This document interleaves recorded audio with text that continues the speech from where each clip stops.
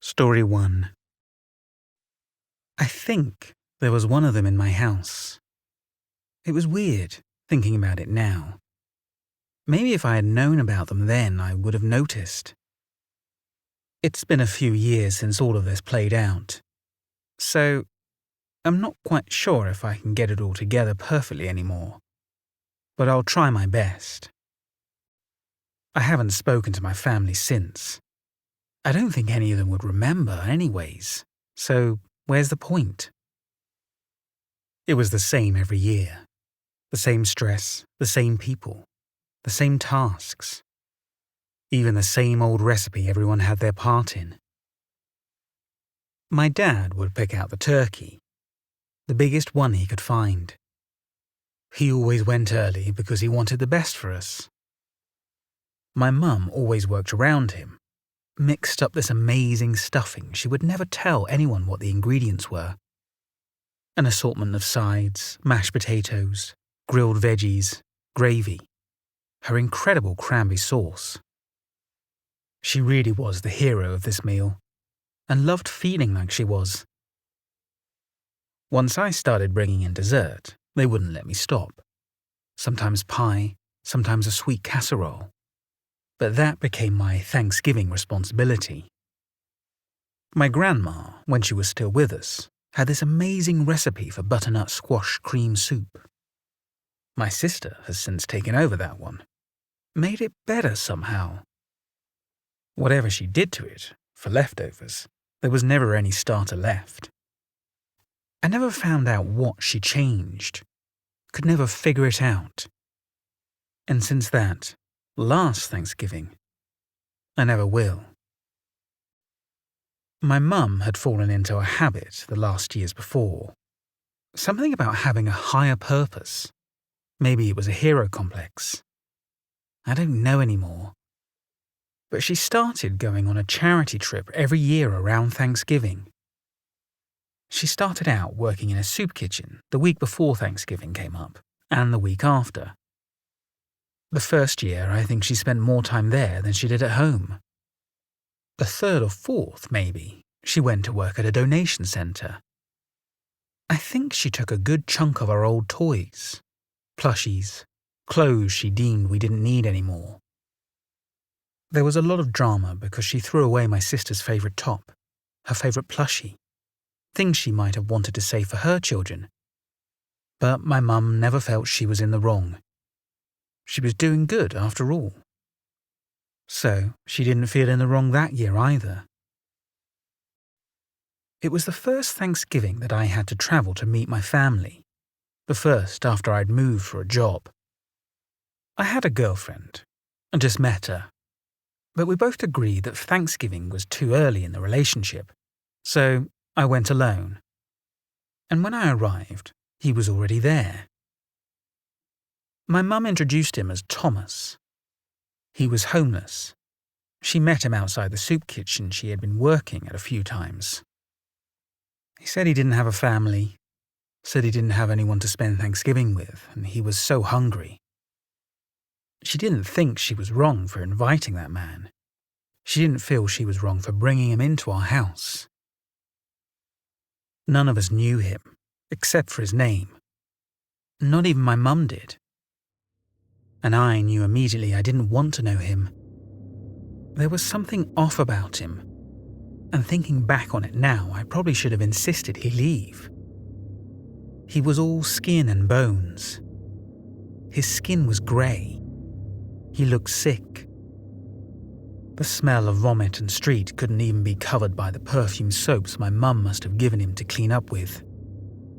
His voice was quiet, raspy, as if there was water in his lungs, and with every word he spoke, a waft of cold air seemed to roll over me. He wore some of my dad's clothes. They looked big on him, even though he was probably taller than him. His hands were dirty, his nails torn and discoloured. But the shudder that ran down my back when he shook my hand didn't come from any of that. It was the look in his eyes, the way they fixated on me. I had never seen such deep, hollow sockets. With how milky his eyes were, I thought he must have been blind. But his eyes went all over me, as if I was the dinner about to be laid out on the table. There was a hunger, something dark. But when I told my mum, she claimed he was just excited about the dessert that I brought. So I just tried my best to stay out of his way for the day, left the room whenever he entered. But he was quiet when he moved, appeared behind me way too often, when I only noticed him as he was already breathing down my neck. It was dry, rattling, every single time. And he never said a word.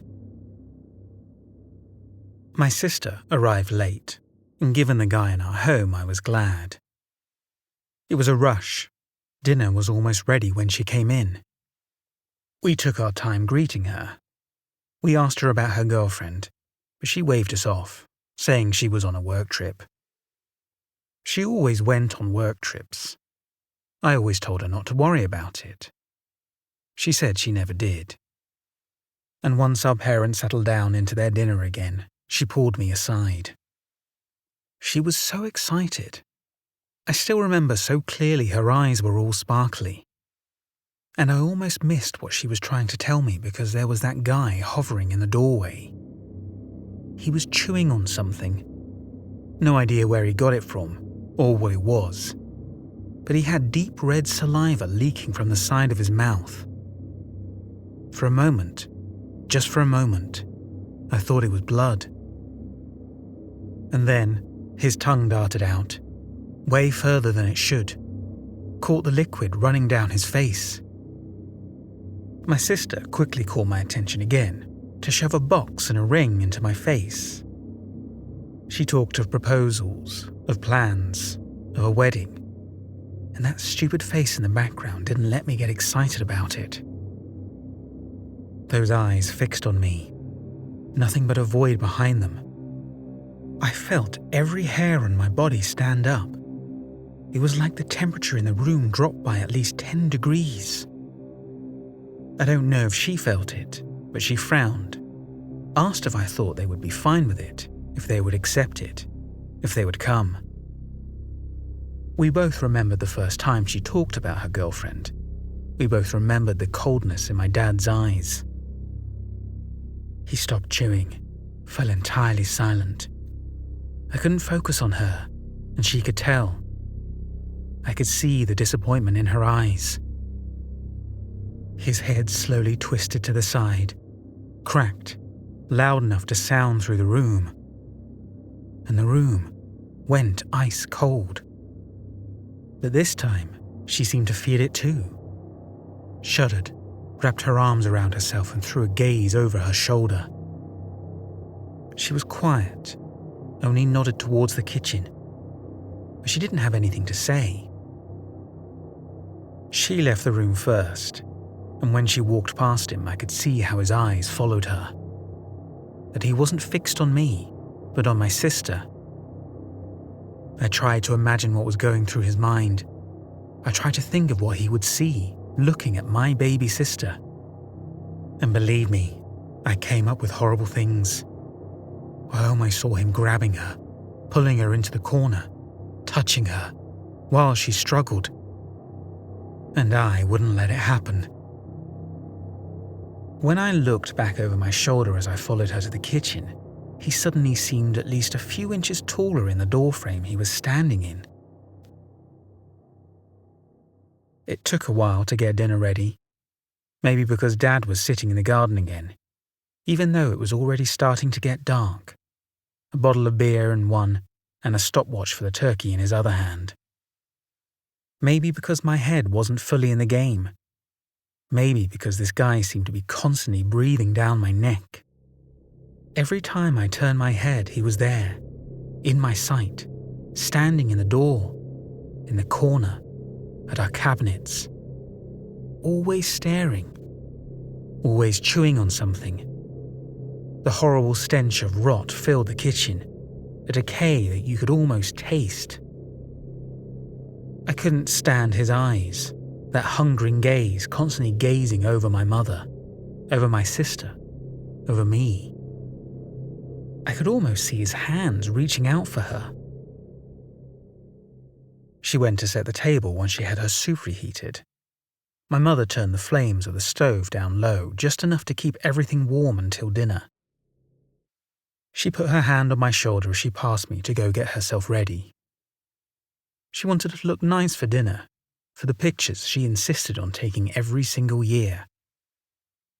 I wasn't so sure they'd come out particularly well this year. I helped my sister for a while, not only because I knew what a task it was to set the table, maybe mostly because I couldn't stand being in the kitchen with that guy alone.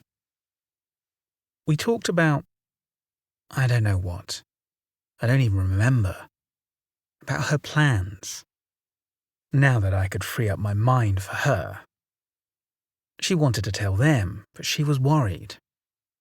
I could see why. I managed to make her feel better, and somehow, now, I wish I didn't.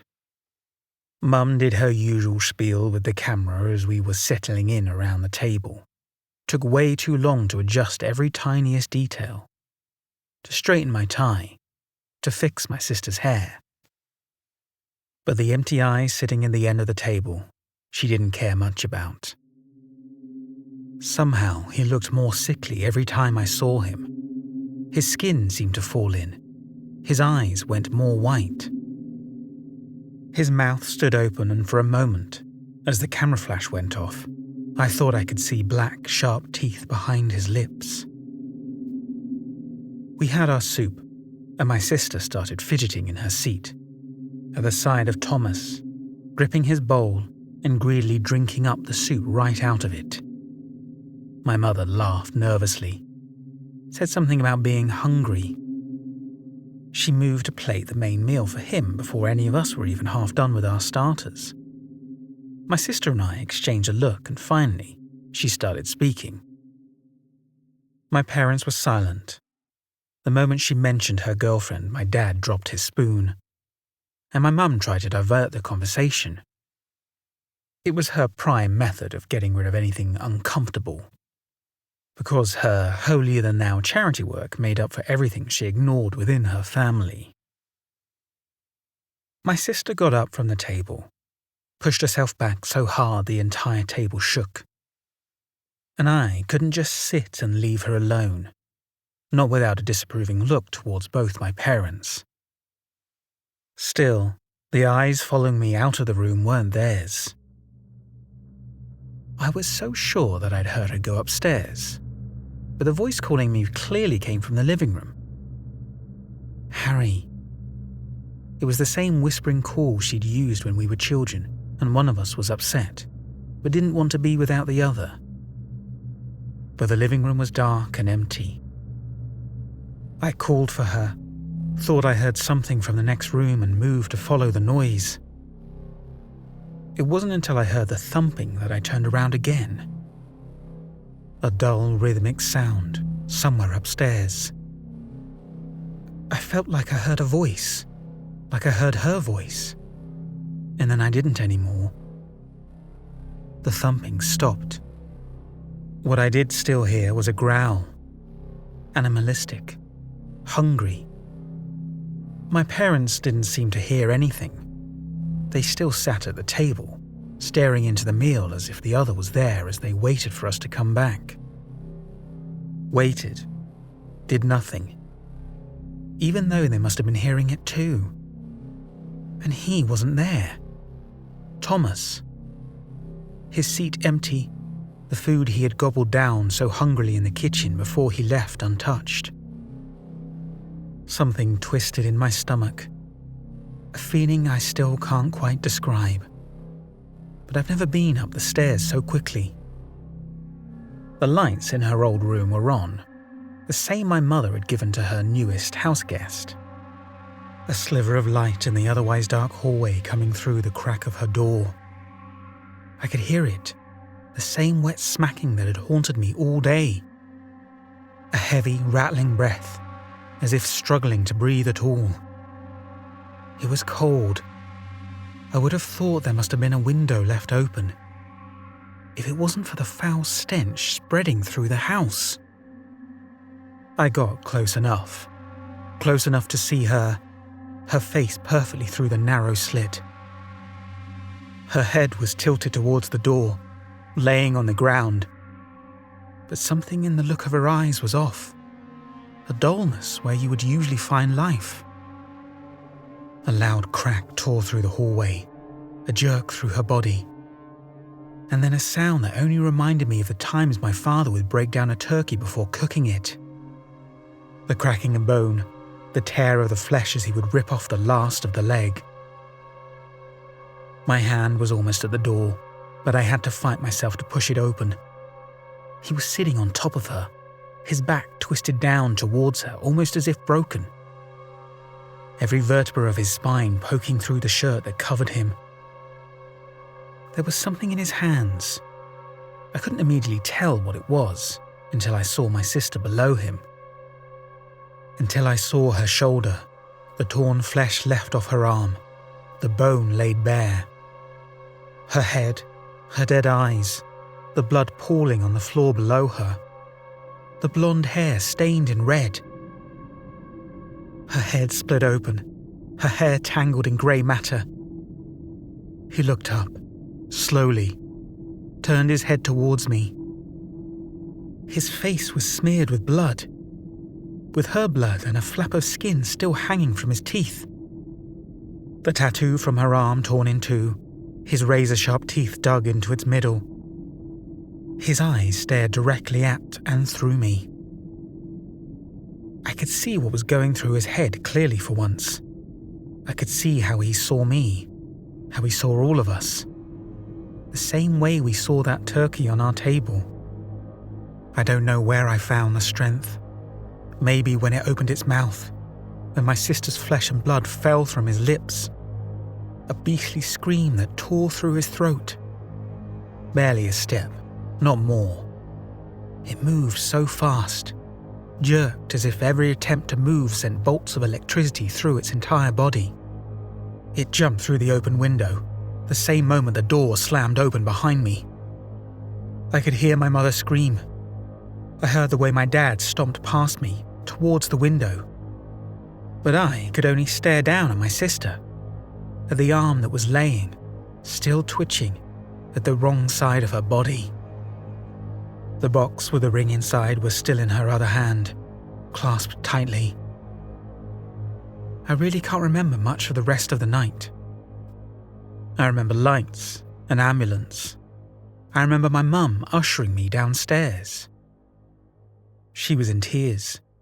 She asked where her guest was, and I couldn't answer. I left, before they zipped up my sister.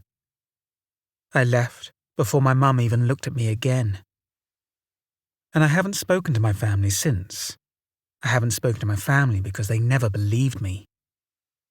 I haven't spoken to my family because they haven't spoken to me, because I ruined our Thanksgiving.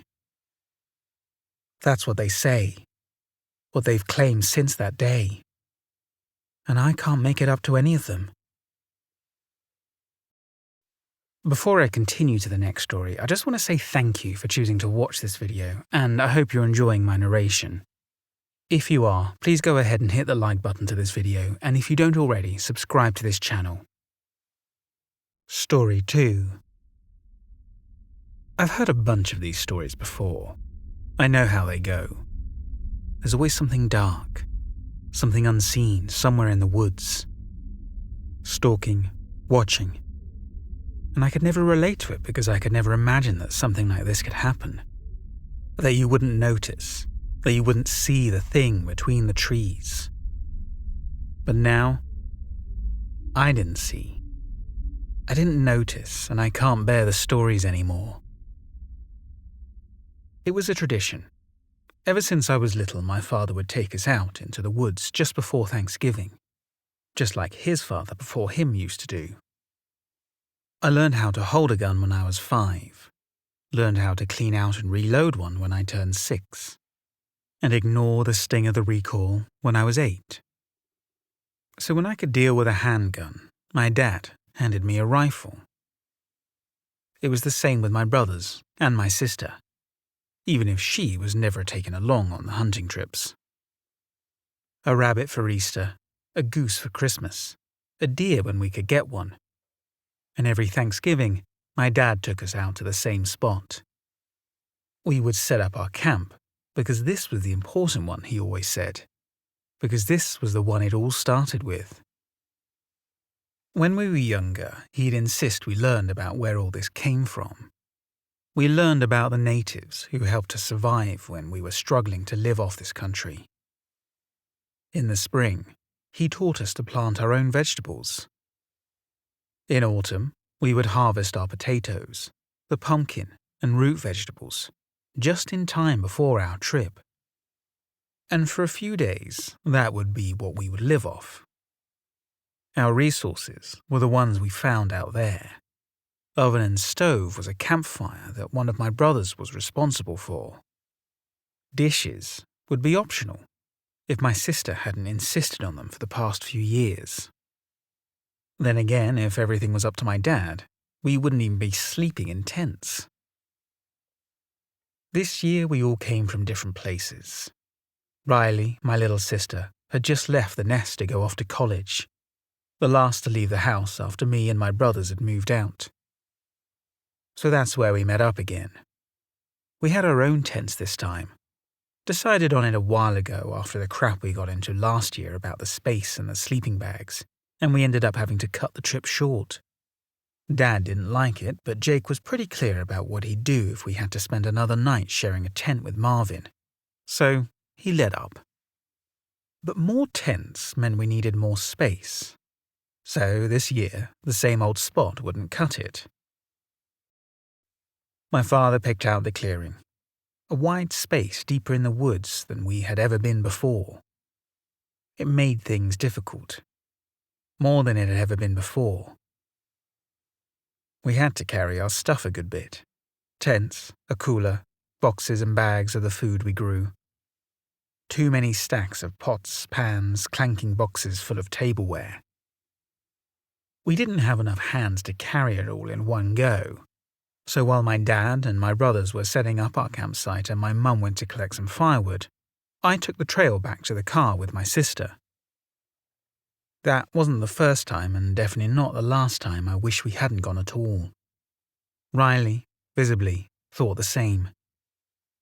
She had her hands buried in her pockets, that same grouchy look on her face she practiced when we left her and Mum behind to go on our hunting trips. Riley was the youngest of our bunch. I never knew whether it was that made my dad leave her behind, or the fact that she was a girl. But apart from the hunting, he treated her the same. She got the same training, was taught how to track, how to shoot without ruining the kill, how to get by in the wild. But she was never allowed to put what she knew into practice. And I knew all too well how she felt about it. We hadn't quite reached the car when she stopped in the middle of the track. We had arrived late, so the sun was already beginning to set, and we didn't have much time to waste. "This time," she said, "this time he won't leave me behind." It wasn't a request. She knew as well as me that requests wouldn't bring her far, least of all requests made out to anyone but my father. And from the look on her face, I knew she wouldn't let anyone stop her. I tried to give her my best encouraging smile, wrapped my arm around her shoulder to take her along down the rest of the trampled path. She had an extra bag packed, hidden underneath everything else. She told me how she knew her stuff, that once she moved out of Mum and Dad, she went and got everything she needed. Everything all of us got for our birthdays.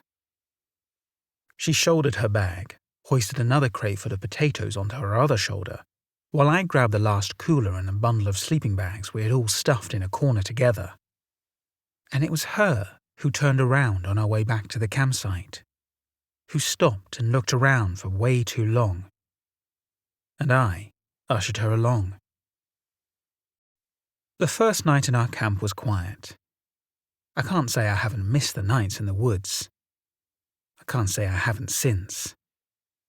The fresh air that the thin walls of the tents couldn't keep out. the rustle of leaves when the wind blew through them, the occasional howl of one animal or another. I still remember nights when we were younger, sitting awake with my sister, waiting to see what kind of forest-dwelling critters would sneak by our tents in the night. I remember hearing the heavy steps of wolves as well as mice skittering through the foliage. We've had raccoons, their little hands tapping all over our tents as they try to find their way inside. My father said that they must have been able to smell the snacks we had in our tent with us. After that year, we weren't allowed to take any out of our locked scent-proof cooler to store anywhere else. It was this noise, the slow rolling steps that sounded more like a person sneaking around our campsite than any animal we had ever listened for.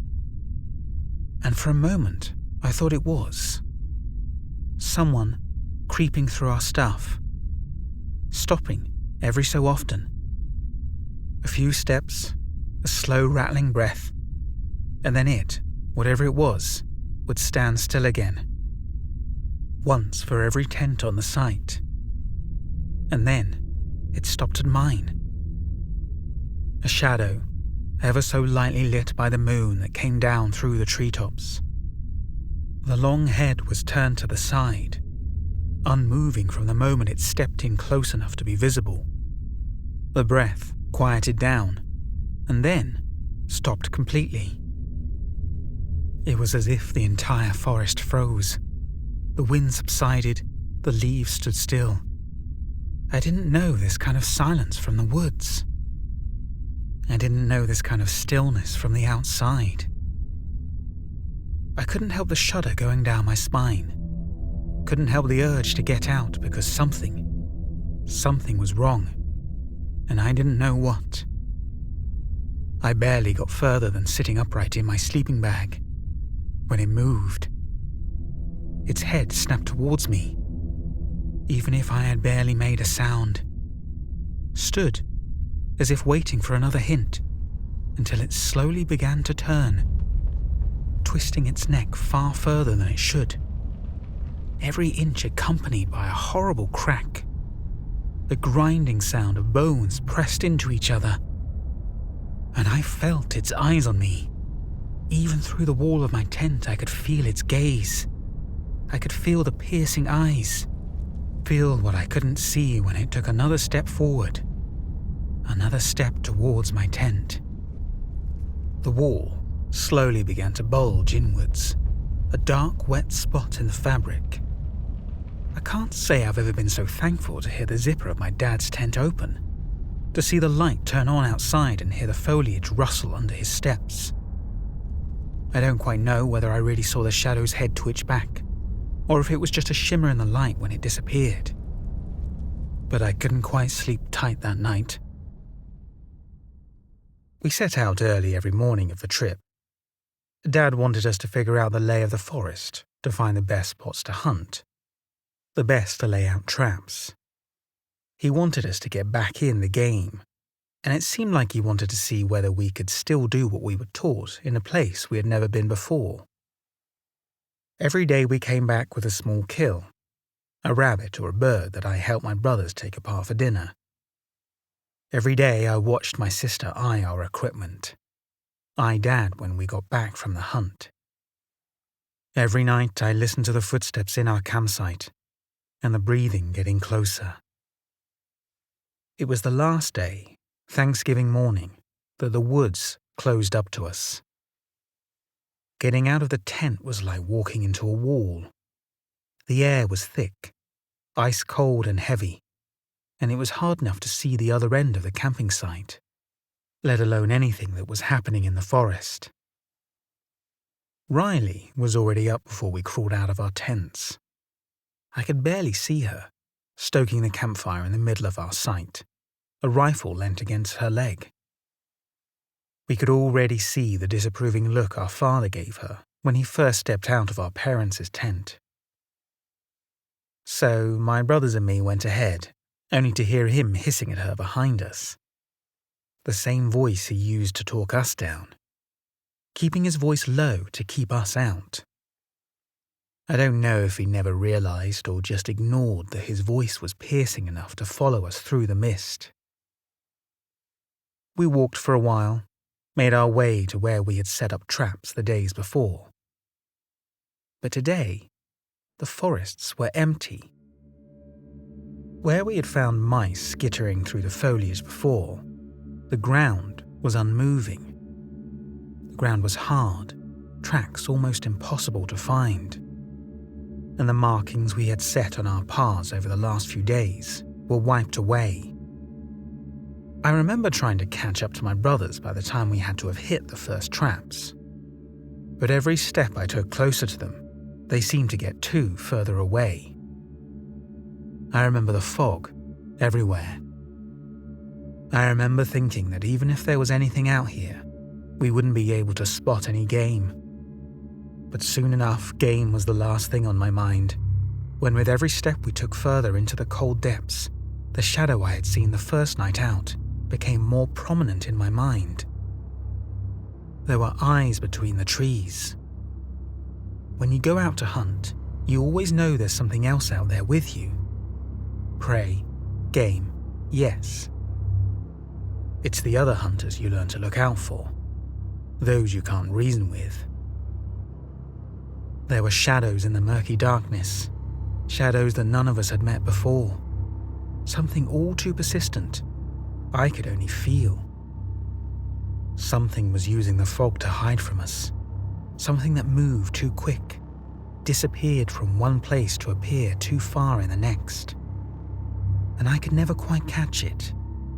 Every time I would turn my attention to what I could see from the corners of my eyes, the walls of the fog would swallow it. Every time I stopped to listen, the woods would fall silent. But every warning I tried to give my brothers, every time I looked up, the fog thickened in between us. And somewhere behind us, there was a clear set of steps. One too many for the group we were made up of. I don't know how long we were out there. I don't know when the sun went up, because it seemed like it never did. I thought I lost them so many times, ran to catch up, but all I ever got anymore were their shadows.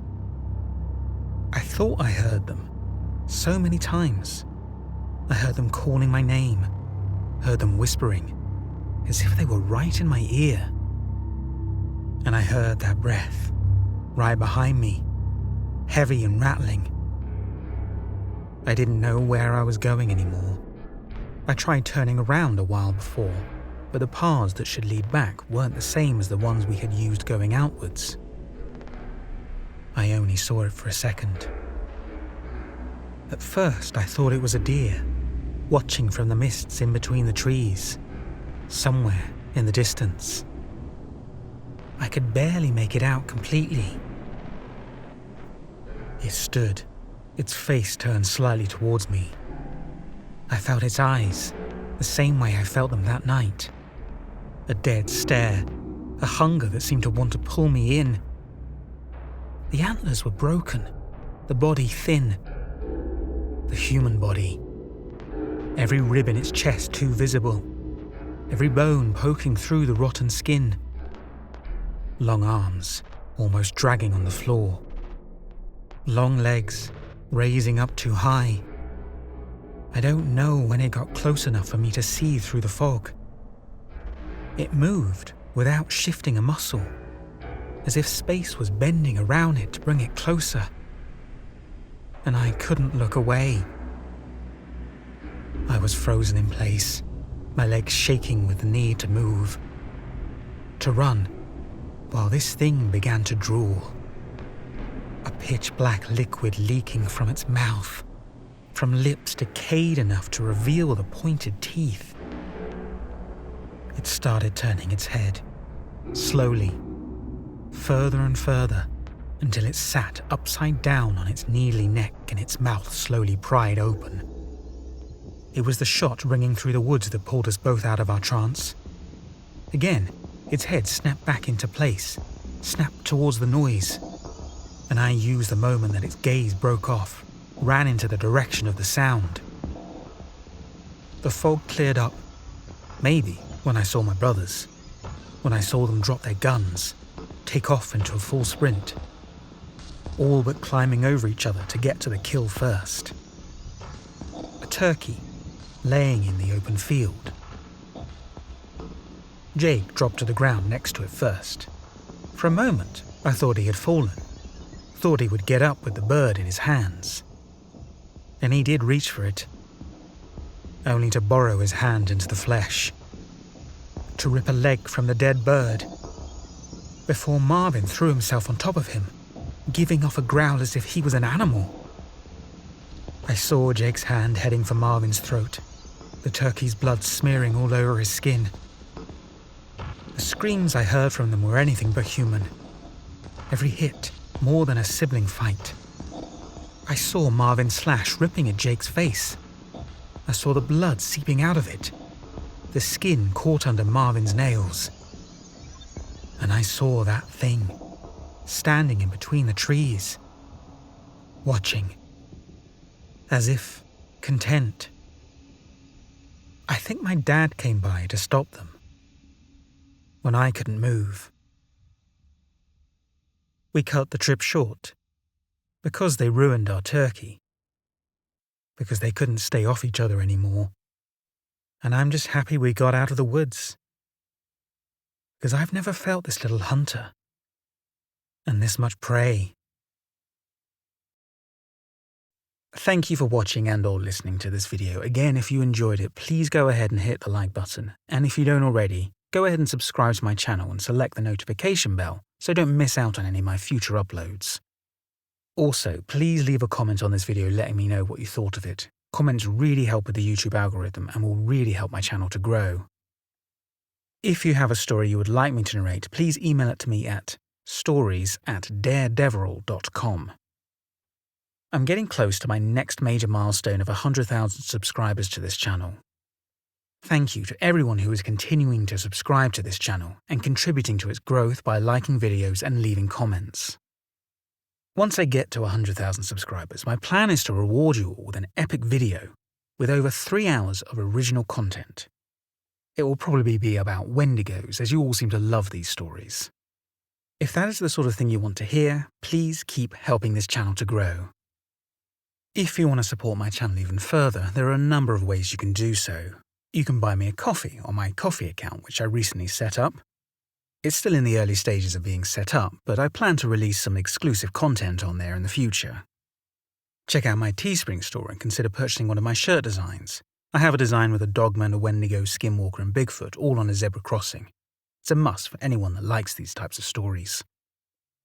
You can also head over to Audible, where there is the book Punch by J.R. Park that I narrated. I get a small royalty if you decide to purchase it. Thanks again for watching.